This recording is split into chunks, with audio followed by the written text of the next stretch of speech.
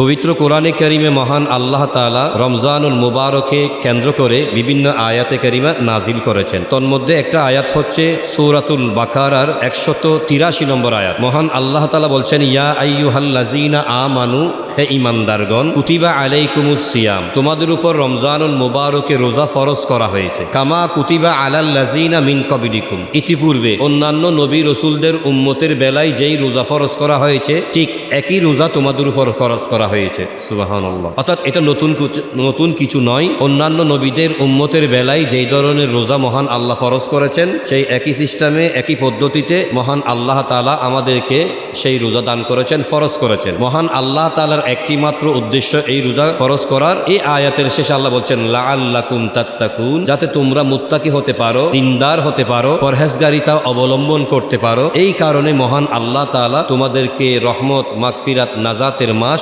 রমজানুল মুবারক দান করেছেন। সুবহানাল্লাহ। আমরা জানি প্রতি বছর রমজান মাস 11 দিন এগিয়ে আসে। যেটা সূর্য ক্যালেন্ডার আছে, যেটা খ্রিস্টীয় ক্যালেন্ডার আছে, ওই ক্যালেন্ডার আর আমাদের হিজরি সনের ক্যালেন্ডার যদি আমরা গবেষণা করি তখন আপনারা দেখতে পাবেন প্রতি বছর 11 দিন রমজানুল মুবারক এগিয়ে আসে। এটার কারণ কি? খ্রিস্টীয় সাল শুরু হয়েছে, আমরা জানি নবী ঈসা আলাইহিসসালাতু ওয়াস সালামের দুনিয়া থেকে আসমানে তিরুদান করার পর থেকে এই খ্রিস্টীয় ক্যালেন্ডার সনটা চালু হয়েছে। অর্থাৎ ঈসা নবী আলাইহিস সালাম দুনিয়া থেকে আসমানে চলে গেছেন আজ প্রায় 2600 বছর হচ্ছে। এই কারণে 2026 সালে আমরা উপনীত হয়েছি। আর হিজরি সনটা গণনা শুরু হয় আমাদের প্রিয় নবী সাল্লাল্লাহু আলাইহি ওয়াসাল্লাম আল্লাহ তাআলার হুকুমে পবিত্র মক্কাতুল মুকাররমা থেকে মদিনাতুল মুনাওয়ারায় যেই দিন হিজরত করেছেন, ওই দিন ক্ষণ সময়কে কেন্দ্র করে মুসলিম উম্মার কাছে হিজরি সনটা খুবই গুরুত্বপূর্ণ।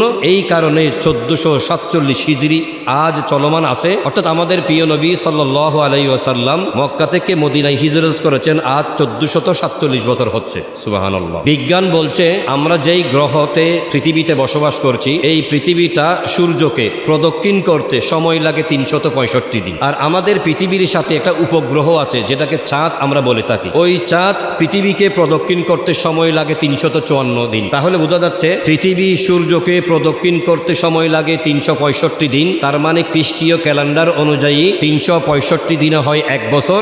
আর আমাদের পৃথিবীর আশেপাশে যে একটা চাঁদ রয়েছে ঘূর্ণয়মান, ওই চাঁদ পৃথিবীকে প্রদক্ষিণ করতে সময় লাগে 354 দিন। তাহলে 365 দিন থেকে 354 দিন বিয়োগ করলে কত হয়? 11। অর্থাৎ 11 দিন বেশি আসে, চাঁদ 11 দিন আগে ঘূর্ণয়মান হয়। এই কারণে প্রতি বছর খ্রিস্টীয় ক্যালেন্ডারের আগে আমাদের কাছে বিভিন্ন ধর্মীয় বিষয়গুলো, রমজান বলুন, কদর বলুন, বরাত বলুন, এগুলা খ্রিস্টীয় ক্যালেন্ডারের আগে 11 দিন আসে আমাদের কাছে। এই কারণে সুবহানাল্লাহ। তাহলে আসুন, মহান আল্লাহ তাআলা তার প্রিয় হাবিব সাল্লাল্লাহু আলাইহি ওয়াসাল্লামের বিভিন্ন বর্ণনার মধ্যে পাওয়া যায় হযরতে সৈয়দুনা আদম আলাইহিসসালাতু ওয়াস সালাম প্রত্যেক মাসে 3টি রোজা পালন করতেন। 13 তারিখ, 14 তারিখ, 15 তারিখ। এই রোজাগুলোকে বলা হয় আইয়ামে বীজের রোজা। হযরতে সৈয়দুনা আদম আলাইহিসসালাতু ওয়াস সালাম প্রত্যেক মাসে 3 দিন করে, আর বছরে যেহেতু 12টি মাস তাহলে 3 12 36টি রোজা এমনিতেই তিনি আদায় করতেন। সুবহানাল্লাহ। হযরত নূহ আলাইহিসসালাতু ওয়াস সালাম 2 ঈদ ছাড়া আর সারা বছর তিনি রোজা পালন করতেন আল্লাহর সন্তুষ্টি অর্জনের লক্ষ্যে। হযরতে সৈয়দুনা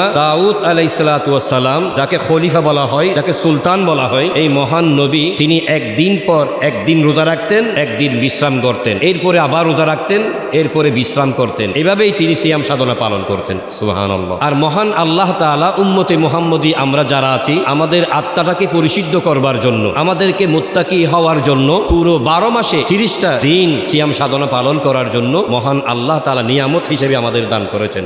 সুবহানাল্লাহ।